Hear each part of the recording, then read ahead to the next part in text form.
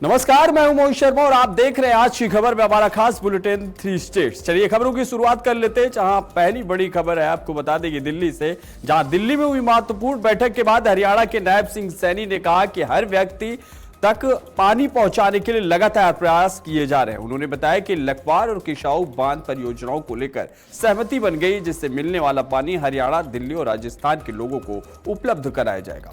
मुख्यमंत्री ने कहा कि पानी के बंटवारे और उसके प्रभावी उपयोग को लेकर भी विस्तृत चर्चा हुई है। साथ ही बारिश के अतिरिक्त पानी को राजस्थान तक पहुंचाने की योजना पर भी सहमति बनी। उन्होंने बताया कि हरियाणा और राजस्थान के अधिकारी संयुक्त रूप से ड्राफ्ट को अंतिम रूप दे रहे हैं, जिसके बाद आगे की प्रक्रिया शुरू की जाएगी। देखिए, आदरणीय नरेंद्र मोदी जी, क्या कर रहे हैं? आदरणीय CR पाटिल जी, हमारे केंद्रीय जल शक्ति मंत्री, लगातार जो बैठकें हो रही हैं उन बैठकों को लेकर के पानी की मैनेजमेंट, वो हर व्यक्ति तक पानी पहुंचे, उसको लेकर के बैठकें हो रही हैं। जैसा अभी चर्चा भी माननीय मंत्री जी ने किया है कि लखवार और किशाऊ रेणुका बांध, उसका ऊपर पिछले दिनों सहमति बनी है और जो वो पानी आएगा वो हमारे राजस्थान, दिल्ली और हरियाणा के लोगों को मिलेगा। उसको लेकर के कि वो पानी कैसे राजस्थान जाएगा, उसको लेकर के आज यहाँ बैठक हुआ है। और उसमें पिछले दिनों ये भी सहमति हुई थी कि जो बरसात का पानी है, बरसात का पानी जो बहा करके चला जाता है, उस पानी को भी राजस्थान में किस तरीके से पहुंचाया जाए। और ये पानी की मैनेजमेंट आदरणीय प्रधानमंत्री जी के नेतृत्व में और आदरणीय CR पाटिल जी लगातार, आदरणीय हमारे गृह मंत्री अमित शाह जी लगे हुए हैं कि पानी का सदुपयोग हो।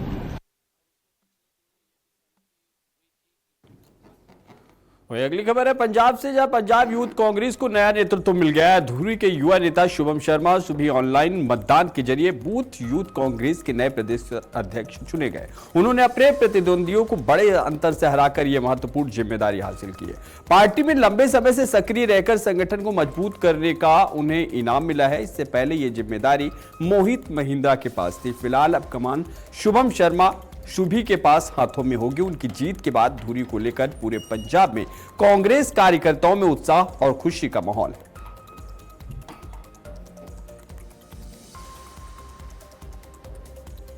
अगली खबर है हिमाचल प्रदेश से, जहां 6 बार मुख्यमंत्री रहे स्वर्गीय वीरभद्र सिंह की जयंती आज पूरे प्रदेश में श्रद्धा और सम्मान के साथ मनाई जा रही है। शिमला के रिज मैदान में उनकी प्रतिमा पर राज्यपाल कविंद्र गुप्ता ने पुष्पांजलि अर्पित कर उन्हें श्रद्धांजलि दी। इस अवसर पर लोक निर्माण मंत्री विक्रमादित्य सिंह भी मौजूद रहे। राज्यपाल ने कहा कि वीरभद्र सिंह ने भेदभाव और क्षेत्रवाद से ऊपर उठकर प्रदेश का समान विकास किया है और उन्होंने कहा कि वीरभद्र सिंह का नाम हिमाचल और देश की राजनीति में हमेशा सम्मान के साथ लिया जाएगा। कार्यक्रम के दौरान प्रदेश के विकास में उनके योगदान को याद किया गया।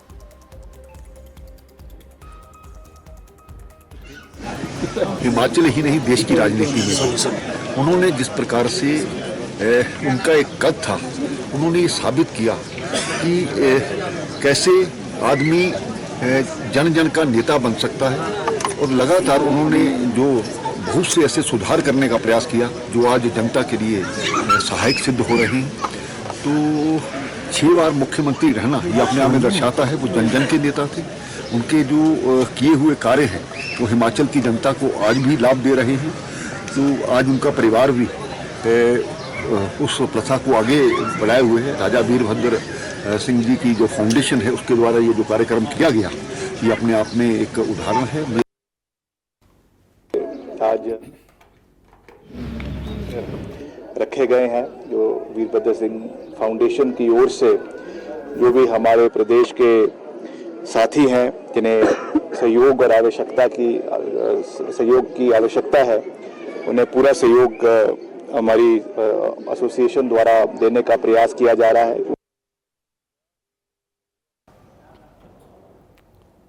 वही अगली खबर फतेहगढ़ में आदमपुर गांव के पास नहर में एक कार गिर गई। सूचना मिलते ही गोताखोर टीम मौके पर पहुंची और रेस्क्यू ऑपरेशन शुरू कर दिया। तेज बहाव और गहरे पानी के बीच घंटों की मशक्कत के बाद कार को नहर से बाहर निकाला गया। हालांकि कार की तलाशी लेने पर उसके अंदर कोई व्यक्ति या शव नहीं मिला। घटना की सूचना मिलते ही मौके पर पहुंची पुलिस ने कार को कब्जे में ले लिया। वहीं अब पुलिस कार के नहर में गिरने की जांच कर रही है।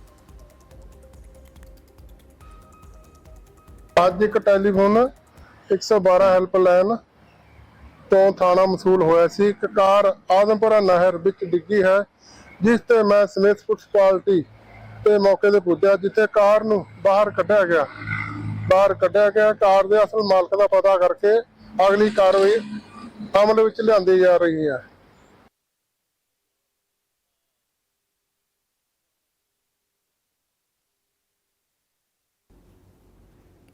वहीं ढकोली में वन विभाग ने हरियाली बढ़ाने के लिए 1500 पौधे लगाने का अभियान शुरू किया है। एवरग्रीन स्कीम के तहत लगाए जा रहे इन पौधों को पर्यावरण संरक्षण की दिशा में अहम कदम माना जा रहा है। वन विभाग का दावा है कि पौधों की देखभाल और सुरक्षा के विशेष इंतजाम किए जाएंगे, लेकिन सबसे बड़ा सवाल यह है कि क्या ये पौधे बिल्डरों और अतिक्रमणकारियों की नजर से बच पाएंगे। उधर स्थानीय लोगों की आशंका को बढ़ते हुए निर्माण कार्य हरित क्षेत्र के लिए खतरा बन सकते हैं। वहीं अब उसकी सबकी निगाहें इस बात पर है कि पौधारोपण का यह अभियान हरियाली में बदलेगा या कागजों तक ही सीमित रह जाएगा। रोड पे इस साल ग्रीन इंडिया मिशन तहत 1500 बूटे लाने का टीचा मिथ्या गया है। बहुत सारी खाली थावां पईयां हन शोरूमां दे अगे, उत्थे असीं प्लांटेशन करनी है। 1 जुलाई तो असीं ये अभियान शुरू कर रहे हैं ते प्लांटेशन का साडा काफ़ी इस साल तकरीबन 1.5 लाख बूटे लाने का टीचा है। ਵੱਖ-ਵੱਖ जंगलों च असीं बूटे लाने हैं। वहीं पटियाला में भाजपा नेता करण कोड़ा के खिलाफ मुस्लिम समुदाय का विरोध तेज हो गया। गोपाल कॉलोनी क्षेत्र में कथित तौर पर समुदाय के खिलाफ आपत्तिजनक टिप्पणी किए जाने के आरोपों को लेकर मुस्लिम समुदाय के प्रतिनिधियों ने डिप्टी कमिश्नर और एसएसपी को ज्ञापन सौंपा। समुदाय के नेताओं का कहना है कि कथित बयान से उनकी धार्मिक भावनाएं आहत हुई है और संबंधित नेता के खिलाफ सख्त कानूनी कार्रवाई की जानी चाहिए। उन्होंने चेतावनी दी है कि यदि प्रशासन ने उचित कार्रवाई नहीं की तो आंदोलन को और तेज किया जाएगा। मुस्लिम समुदाय के प्रतिनिधियों ने यह भी कहा कि वे इस मामले को भाजपा हाईकमान के समक्ष भी उठाएंगे और न्याय मिलने तक अपनी आवाज बुलंद रखेंगे। देखो, बहुत मंदभागी घटना भी जिहड़ी उन्हें कोई भाईचारे नूं लैके टिप्पणी की है। मैनूं रात अकरम जी का फोन आया सी कि ऐ करके भी कोई बच्चों का झगड़ा सीगा ते समझौता तो उन्होंने की कराउणा सी ते गल नूं थोड़ा जिहा दूजे बन्ने लै गए। मैनूं लगदा भी ये छोटी सोच आ। कोई बीजेपी का आगू अपने आप नूं दसदा, पर वो ਜਿਹੜੇ बीजेपी के कोई लीडर ने उन्होंने नाल गलबात होई सी, ਉਹ ਕਹਿੰਦੇ ਵੀ ਸਾਡਾ ਇਹਦੇ ਨਾਲ ਕੋਈ ਲਿਖਿਆ ਜੁੜਿਆ ਨਹੀਂ। ਹਾਂਜੀ, ਇਹ ਜਿਹੜੇ ਕਰਨ ਗੋੜਾ ਜੀ ਹੈਗਾ ਨਾ ਜੀ, ਇਹ ਬਹੁਤ ਟਾਈਮ ਤੋਂ ਇਹ ਜੀ ਗੱਲਾਂ ਕਰਦਾ ਫਿਰਦਾ ਹੈ, ਕਿਉਂਕਿ ਇਹਨੂੰ ਹੁਣ ਪਟਿਆਲੇ ਦੇ ਵਿੱਚ ਕਿਸੇ ਵੀ ਪਾਸੇ ਕੋਈ ਪੁੱਛਦਾ ਨਹੀਂ, ਨਾ ਬੀਜੇਪੀ ਆਗੂ ਕੋਈ ਇਹਨੂੰ ਪੁੱਛਦਾ। ਇਹ ਆਪਣੇ ਆਪ ਨੂੰ ਬੀਜੇਪੀ ਆਗੂ ਦੱਸੀ ਜਾਂਦਾ। ਮਹਿਲਾ ਚੋਂ ਵੀ ਇਹਨੂੰ ਕਦੋਂ ਦਾ ਕੱਢ ਚੁੱਕੇ ਨੇ, ਕਦੋਂ ਦਾ ਇਹਨੂੰ ਸਾਈਡ ਤੇ ਕਰ ਰੱਖਿਆ, ਉਹ ਤਾਂ ਬਹੁਤ ਟਾਈਮ ਦੀ ਗੱਲਾਂ ਹੋ ਗਈਆਂ। ਪਰ ਇਹ ਜੋ ਇਹਨੇ ਗੱਲ ਕੀਤੀ ਹੈ, ਨਿੰਦਕ ਨਾ ਹੀ ਗੱਲ ਹੈ, ਨਾ ਹੀ ਇਹ ਇਹੋ ਜਿਹਾ ਕੁਝ ਬਰਦਾਸ਼ਤ ਕਰਾਂਗੇ ਤੇ ਨਾ ਹੀ ਇਹੋ ਜਿਹਾ ਕੁਝ ਹੋਣ ਦੇਵਾਂਗੇ। ਜਿਹੜੀ ਆਪਸੀ ਭਾਈਚਾਰਕ ਸਾਂਝ ਹੈ ਉਹ ਬਣੀ ਰਹਿਣੀ ਚਾਹੀਦੀ ਹੈ ਔਰ ਬਣੀ ਰਹੇਗੀ। ਕਰਨ ਕੋੜਾ ਹੈ, ਕੋਈ ਕਰਨ ਕੋੜਾ ਹੈ, ਮੈਂ ਤਾਂ ਸਰ ਜਾਣਦਾ ਵੀ ਨਹੀਂ ਸੀਗਾ। ਤੇ ਜਦੋਂ ਮੈਂ ਫੇਸਬੁੱਕ ਤੇ ਇੱਕ ਟ੍ਰੈਂਡ ਕਰੀ ਸੀ ਵੀਡੀਓ, ਜਿਹਦੇ ਵਿੱਚ ਉਸਨੇ ਮੁਸਲਮਾਨਾਂ ਨੂੰ ਇਹ ਕਿਹਾ ਵੀ ਇਹ ਰੋਂਗੀਆਂ ਨੇ, ਇਹ ਬਾਹਰੋਂ ਆਏ ਨੇ। ਕੋਈ ਕਹਿੰਦਾ ਇਹ ਗੱਲ ਕਹੀ ਉਹਨੇ ਆਪਣਾ ਬੰਗਲਾਦੇਸ਼ ਤੋਂ ਆਏ ਨੇ, ਬੰਗਲਾਦੇਸ਼ੀ ਦੱਸਿਆ ਸਾਨੂੰ। ਤੇ ਉਹਨਾਂ ਨੇ ਹੋਰ ਇੱਕ ਗੱਲ ਕਹੀ ਹੈ ਜਿਹੜੀ ਬੜੀ ਸ਼ਰਮਨਾਕ ਗੱਲ ਹੈ ਕਿ ਸੂਰ ਦੇ ਬੱਚੇ ਬਹੁਤ ਜ਼ਿਆਦਾ ਹੋ ਗਏ ਨੇ ਤੇ ਇਹਨਾਂ ਨੂੰ ਖਤਮ ਕਰਨਾ ਜ਼ਰੂਰੀ ਹੈ। ਔਰ 2027 ਦੇ ਵਿੱਚ ਜਦੋਂ ਬੀਜੇਪੀ ਦੀ ਸਰਕਾਰ ਆਊਗੀ ਤੇ ਸਭ ਤੋਂ ਪਹਿਲੇ ਇਸ ਸੂਰਾਂ ਦਾ ਇੱਥੇ सफाई कराएंगे। अगली खबर हरियाणा से, जहां भिवानी व्यापारी और पूर्व कांग्रेस नेता सतवीर रतेरा को 5 करोड़ रुपए की फिरौती और जान से मारने की धमकी मिली। आरोप है कि उन्हें विदेशी नंबर से कॉल कर खुद को हरिभक्तर बताने वाले शख्स ने धमकाया गया। लगातार अलग अलग नंबरों से कॉल कर धमकी देने का सिलसिला कई दिनों तक चलता रहा। मामले की शिकायत के बाद पुलिस ने FIR दर्ज कर जांच शुरू कर दी। सुरक्षा के मद्देनजर व्यापारी के घर से बाहर पुलिस बल और डायल 112 तैनात कर दिया गया। 15-6 को पीछे हम किसी हमारे रिलेटिव के पिताजी, मेरे दोस्त के पिता दादाजी एक्सपायर हो गए थे, वहाँ जा रहे थे। तो रास्ते में 11:47 पाया ही एक अननोन नंबर था वाइस से, और फिर कॉल आई, फिर भी हमने नहीं उठाया। फिर कॉल आई तो मैंने फोन उठाया तो मैं बता मैं हरी बॉक्सर बोल रहा हूँ और मेरी रिकॉर्डिंग भेज रहे हो, कहीं चेक कर लेना, कहीं पता कर ले, गलतफहमी के शिकार मत रहना, और 5 करोड़ रुपये में चाहिए थे। और यदि मैं फोन नहीं उठाता हूँ तो वो इस रिकॉर्डिंग करके भेज देते हैं।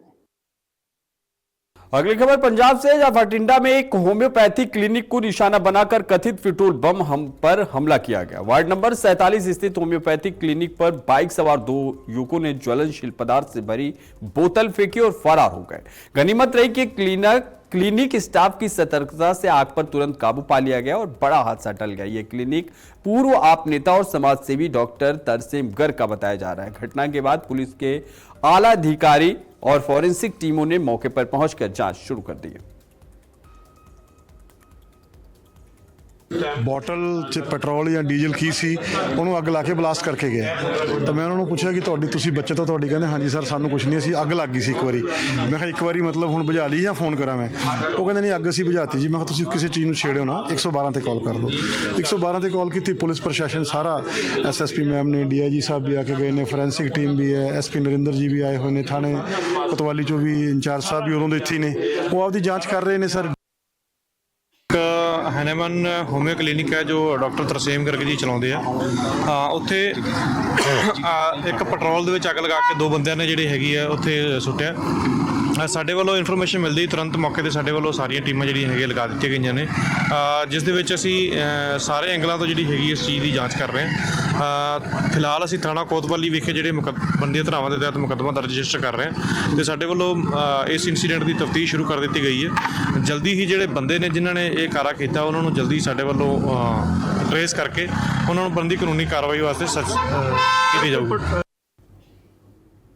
अगली खबर हरियाणा के आसी से, जहां जिले के चानौद गांव में भाखड़ा से आने वाली पेयजल पाइपलाइन को लेकर विवाद खड़ा हो गया। अवैध टी कनेक्शन हटाने पहुंची प्रशासनिक टीम और ग्रामीणों के बीच तनाव बढ़ गया। स्थिति इतनी बिगड़ गई कि दोनों पक्षों के बीच टकराव और झड़प की नौबत आ गई। भीड़ को नियंत्रित करने के लिए पुलिस को आंसू गैस के गोले छोड़ने पड़े और बल प्रयोग करना पड़ा। वहीं ग्रामीणों की ओर से भी पुलिस पत्थरबाजी की गई, जिसमें दोनों पक्षों के लोगों को चोटें आई।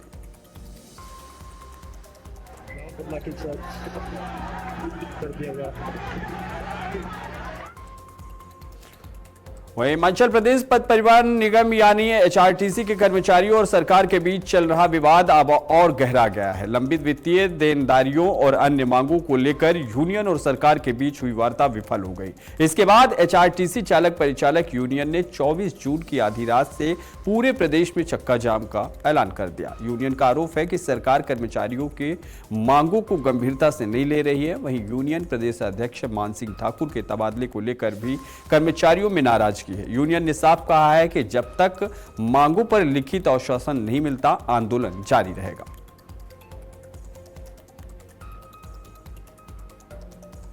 सबसे पहले तो मैं कहना चाहूंगा कि माननीय डिप्टी सीएम साहब ने हमें मीटिंग के लिए बुलाया था, लेकिन आज सुबह जब हम सेक्रेटरीट पहुंचे तो हमें फिर फोन आया कि आपको एडिशनल चीफ सेक्रेटरी ट्रांसपोर्ट के साथ मीटिंग करनी है, आपकी मीटिंग उनके साथ कैंसिल होगी। बड़े दुख के साथ कहना चाहूंगा, कर्मचारियों में बहुत वो था कि आज बात होगी, डिप्टी सीएम साहब से बात होगी, लेकिन कर्मचारियों को इन्होंने जो धोखा दिया है, डिप्टी सीएम साहब को सीधा सीधा मैं बोल देना चाहता हूं कि जो इन्होंने मीटिंग उन्होंने कैंसिल की है, निगम के कर्मचारियों का हौसला टूटा है। वहीं पंचकूला के पिंजौर स्थित कौशल्या डैम से एक हैरान करने वाली तस्वीर सामने आई है। सूख चुके डैम के दलदली हिस्से से 12 वर्षीय एक बच्ची फंस गई, जिसका वीडियो सोशल मीडिया पर वायरल हो रहा है। जानकारी के मुताबिक बच्ची मछलियां पकड़ने के लिए डैम के भीतर गई थी। इसी दौरान उसका पैर गहरे कीचड़ में धंस गया और वह बाहर नहीं निकल सकी। सूचना मिलते ही डैम कर्मचारियों और स्थानीय लोगों ने तुरंत रेस्क्यू अभियान चलाया और काफी मशक्कत के बाद बच्ची को सुरक्षित बाहर निकाल लिया। गौरतलब है कि कौशल्या डैम के सूखने से कई स्थानों पर खतरनाक दलदल बन गया है, जो लोगों की सुरक्षा के लिए बड़ा खतरा बन जा रहा है।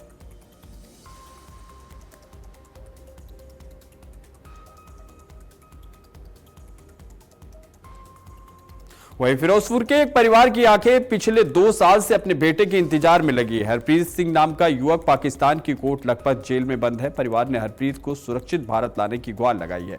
बताया जा रहा है कि सतलज नदी के तेज बहाव में बहकर हरप्रीत गलती से पाकिस्तान की सीमा में पहुंच गया था। पाकिस्तान में उसके खिलाफ मामला दर्ज हुआ और अदालत ने सजा सुनाई। सजा को अब वो पूरा कर चुका है। इसके बावजूद उसकी रिहाई नहीं होने से परिवार बेहद परेशान है और लगातार रिहाई की गुहार लगाया जा रहा है। पत्नी और बच्चों ने भारत और पाकिस्तान सरकार से हरप्रीत को जल्द रिहा कर परिवार से मिलाने की अपील की है। 2 साल हो चले मेरे घर वाले ने गए हुए हैं। ਕਿਵੇਂ ਉਹ ਪਾਕਿਸਤਾਨ ਪਹੁੰਚੇ ਸੀਗੇ? ਵੀਰ ਜੀ ਉਹ ਨਾ ਇੱਥੇ ਸਾਰਾ ਕੰਡਾ ਵੱਢਣ ਗਏ ਸੀ ਤੇ ਵੀਰ ਜੀ ਉਹ ਕਿਤੇ ਨਾ ਵੱਢਦੇ ਆ, ਕਿਤੇ ਪਾਣੀ ਦਾ ਲੈਵਲ ਜ਼ਿਆਦਾ ਹੋਣ ਕਾਰਨ ਰੋੜ ਕੇ ਚਲੇ ਗਏ ਵੀਰ ਜੀ। ਤੁਹਾਨੂੰ ਕਿਵੇਂ ਪਤਾ ਲੱਗਾ ਕਿ ਉਹ ਪਾਕਿਸਤਾਨ ਪਹੁੰਚ ਗਏ? ਵੀਰ ਜੀ ਉਧਰੋਂ ਸਾਨੂੰ ਉਧਰੋਂ ਫੋਨ ਹੀ ਆਇਆ ਸੀ, ਉਹਨਾਂ ਨੇ ਦੱਸਿਆ ਵੀ ਤੁਹਾਡਾ ਇੱਧਰ ਬੰਦਾ ਫੜਿਆ ਹੋਇਆ। ਬਸ ਇਹ ਸਾਨੂੰ ਪਤਾ ਲੱਗਿਆ ਵੀਰ ਜੀ। ਕਿੰਨੇ ਸਮੇਂ ਤੋਂ ਬੰਦ ਹੈ ਉਹ ਜੀ? 2 साल हो चले ਵੀਰ ਜੀ। ਬੇਟੇ ਸੇ ਇਧਰ ਸਰਕੰਡਾ ਵੱਢਣ ਗਏ ਸੀ। ਸਰਕੰਡਾ ਵੱਢਦੇ ਕਿਤੇ ਨਹਿਰ ਚ ਰੁੜ ਗਏ ਨੇ। ਪਾਣੀ ਚ ਰੁੜ ਗਏ, ਸਾਨੂੰ ਤਾਂ ਪਤਾ ਹੀ ਨਹੀਂ ਲੱਗਾ। 2.5 ਮਹੀਨਿਆਂ ਬਾਅਦ ਸਾਨੂੰ ਪਤਾ ਲੱਗਾ ਹੈ ਵੀ ਉਹ ਸਰਕੰਡਾ ਵੱਢਣ ਗਏ, ਰੁੜ ਗਏ। ਇਸ ਤੇ ਇੱਥੇ ਲੱਭ ਖੱਪੇ ਥੱਕ ਗਏ, ਕਿਤੇ ਇੱਥੋਂ ਕੋਈ ਭੈਣਾਂ ਭਰਾਵਾਂ ਦੀ ਥਾਂ ਨਹੀਂ ਛੱਡੀ। ਪੁੱਛਦੇ ਸਾਰਿਆਂ ਨੂੰ ਕਿੱਧਰ ਗਿਆ, ਫੋਨ ਕਰਦੇ, ਉੱਥੇ ਫੋਨ ਕਰ, ਉੱਥੇ ਫੋਨ ਕਰ, ਫੋਨ ਕਰਦੇ ਥੱਕ ਗਏ। ਬਾਅਦ ਚ ਸਾਨੂੰ ਪਤਾ ਲੱਗਾ 2.5 ਮਹੀਨਿਆਂ ਬਾਅਦ ਵੀ ਤੁਹਾਡਾ ਬੱਚਾ ਉਧਰ ਗਿਆ ਚਲਾ। ਇਹਨੂੰ ਇਹ ਗਿਆ ਸੀ ਦਰਿਆ ਤੇ ਸਰਕੰਡਾ ਵੱਢਣ, ਉੱਥੇ ਪਾਣੀ ਵਿੱਚ ਰੁੜ ਗਿਆ ਨੇ। ਤਰਨ ਦਾ ਵੱਧ ਨਹੀਂ ਆਉਂਦਾ ਸੀ, ਇੱਕਦਮ ਪਾਣੀ ਆ ਗਿਆ, ਪਾਣੀ ਰੋੜ ਕੇ ਲੈ ਗਿਆ। ਪਾਕਿਸਤਾਨ ਚ ਬੰਦ ਹੈ। ਕਿੰਨੇ ਬੱਚੇ ਨੇ ਉਹਦੇ? 2 ਬੱਚੇ। ਕੋਈ ਬੱਚੇ ਤੋਂ ਮੁੰਡੇ ਤੁਹਾਡੇ ਹਰਪ੍ਰੀਤ ਦਾ ਕੋਈ ਕ੍ਰਿਮੀਨਲ ਰਿਕਾਰਡ ਹੋਵੇ ਇੱਧਰ? ਡਰ ਤਾਂ ਉਧਰ ਨਹੀਂ, ਕੋਈ ਕੇਸ ਨਹੀਂ ਹੈ ਕਿਸੇ ਤਰ੍ਹਾਂ ਦਾ। ਸਾਡੇ ਕਿਸੇ ਪਰਿਵਾਰ ਤੇ ਕੋਈ ਕੇਸ ਨਹੀਂ ਹੈਗਾ। ਤਾਂ ਖੇਤੀਬਾੜੀ ਦਾ ਹੀ ਕੰਮ ਕਰਦਾ ਸੀ? ਨਾਲ ਖੇਤੀਬਾੜੀ ਦਾ, ਕੇਵਲ ਦਾ ਤੇ ਖੇਤੀਬਾੜੀ ਦਾ। ਸਰਕਾਰ ਤੋਂ ਕੀ ਮੰਗ ਕਰਦੇ ਹੋ? ਸਰਕਾਰ ਤੋਂ ਇਹ ਮੰਗ ਕਰਨੇ ਆ ਵੀ ਸਾਡੇ ਬੱਚੇ ਨੂੰ ਉਧਰ जल्दी तो जल्दी रिहा किया जाए। खबर शिमला से है। जिले के रोहड़ू में हुए सनसनीखेज ब्लाइंड मर्डर केस का पुलिस ने महज 6 दिनों में खुलासा कर दिया। 77 वर्षीय गीता देवी की हत्या के मामले में पुलिस ने नेपाल मूल के 3 आरोपियों को गिरफ्तार किया। पुलिस के अनुसार आरोपी चोरी की नियत से घर में घुसे थे और विरोध करने पर बुजुर्ग महिला की हत्या कर दी। मामले में कोई प्रत्यक्ष गवाह या सीसीटीवी फुटेज नहीं होने के बावजूद पुलिस ने तकनीकी विश्लेषण, मोबाइल टावर और डेटाओं और वैज्ञानिक साक्ष्यों की मदद से आरोपियों तक पहुंच बनाई है। पुलिस ने आरोपियों की निशानदेही पर वारदात में इस्तेमाल किया गया डंडा भी बरामद कर लिया है। फिलहाल तीनों आरोपियों से पूछताछ जारी है।